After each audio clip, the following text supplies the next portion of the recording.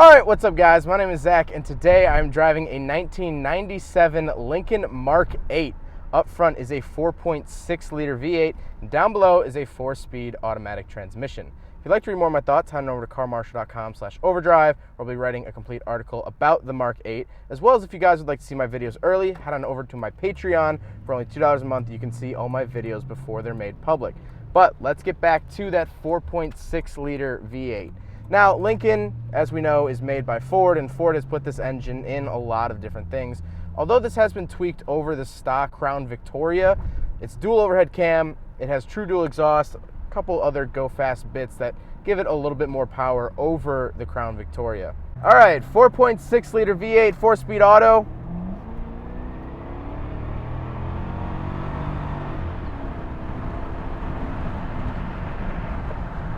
Not bad. It definitely gets up and goes, but it does it in a luxurious fashion. It's not shouting in your face. It doesn't brag. It just goes. And I love that about this car. It's so comfortable. It doesn't get in your face about it. It just does what you need it to do. And that's what I love about luxury cars. Even modern luxury cars, they still kind of capture this. Like I said, paired to it is a 4-speed automatic. Nothing crazy there. It's a 90s automatic transmission, but so far while I've been driving it, it's been shifting very, very seamlessly. Now this car does have only 43,000 miles on it, but the shifts have been so supple, so just smooth.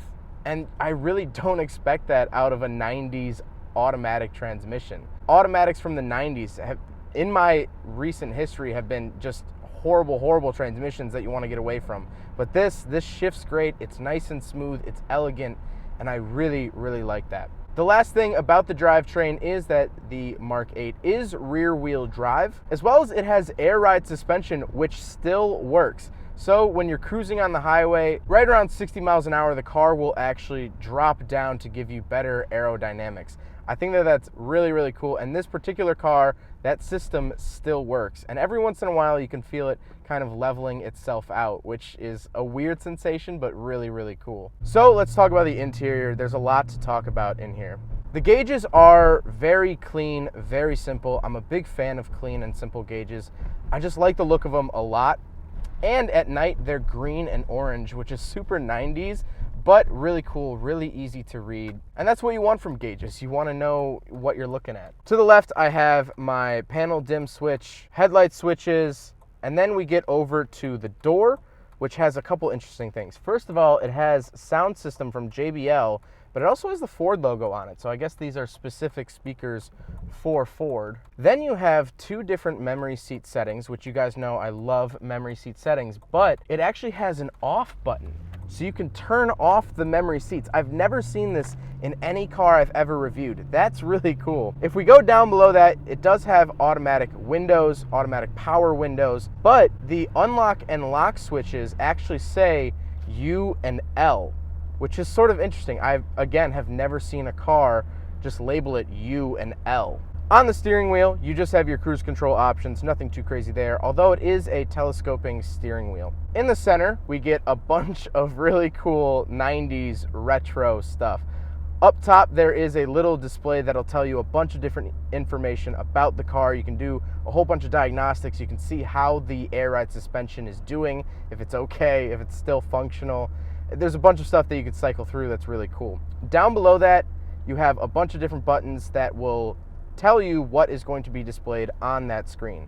So we have range and fuel economy, trip odometer, reset, time and date, and a compass. To the left of that, you have vehicle setting and driver settings. So you can actually set specific driver settings to keys. So if you have 2 or more keys, you can actually set them to be registered to a particular driver, and their settings will be saved.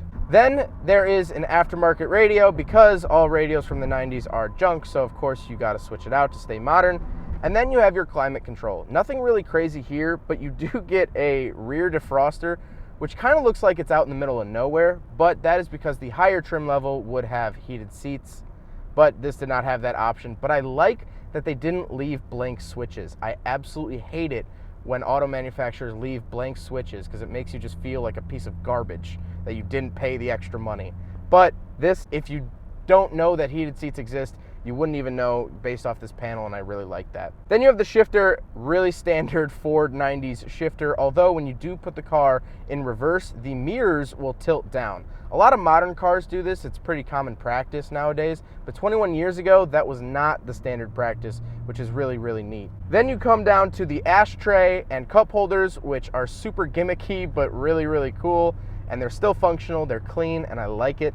What modern luxury cars don't capture is these comfortable seats. These seats are ridiculously comfortable. I don't know why modern luxury cars are so hell-bent on just stiff, high bolster seats, but these are so comfortable. I would much rather have these in a modern car than the new stuff. Then we do have back seats, but before we talk about the back seats, the passenger seat is sort of interesting. So obviously you want to let people sit in the back seat, so you got to move the passenger seat. Well, as long as you just tilt it forward, it'll move on its own. And likewise, when you put it back, it'll move backwards on its own. So actually, if someone gets in the back and someone doesn't stop the seat from moving backwards, it will crush their legs. So not the best, but you know, still super 90s and gimmicky. So we will do a back seat review. So very, very comfortable back seats, as you would expect out of the Lincoln. Very plush. I don't know if you can see my hand, very plush. I do have a very skinny center console that has nothing on it, but I love in 90s cars, it's this giant brick of foam or something. It's so comfortable. But other than that, nothing really too crazy back here. I do have some hooks. I have my own lights that I can toggle on and off. And like I said, that chair moves back and forward on its own, which is really, really neat. I do have giant speakers on the doors here, which is interesting, but it is a two-door coupe, obviously, but these are very comfortable back seats. You're not going to stress your passengers out by making them sit back here. This is still a comfortable ride. It's a huge coupe, but this is still very, very comfortable. Now we have to talk about looks. This thing looks very odd, but I really, really like it. The headlights are extremely long. The taillights are extremely long. It's one unbroken line across the rear of the car, which those are also neon tubes for the center taillights, which you can't buy anymore. So good luck finding replacements, but that's just something super cool and unique about the car. That being said, it's super weird, but I think it looks super cool. It looks 90s futuristic, if that makes sense. How people thought the future was going to be in the 90s. They thought everything was going to be rounded and sleek. Just take a look at any RoboCop movie and you sort of get what I'm going towards. And I really like that. It's almost still has this like hope of this better technology-ridden future. I feel like nowadays, everyone's so scared of the future. They think robots are going to take over and technology isn't going in the best direction. But back in the 90s and 80s, people had high hopes for technology and high hopes for the future. And that's really what this car was about. This was a luxurious car that had high hopes for the future. And it really speaks volumes while you're driving it. It's just the 90s aesthetic, which I absolutely hate when people say like, oh my God, that's my aesthetic. When it's just like a cup of coffee and they're like, that's my aesthetic. Like, that's a cup of coffee, shut your mouth. But the aesthetic of this car is so 90s. I had to whip out the old camera and give it some good 90s loving. This car just, it looks so good.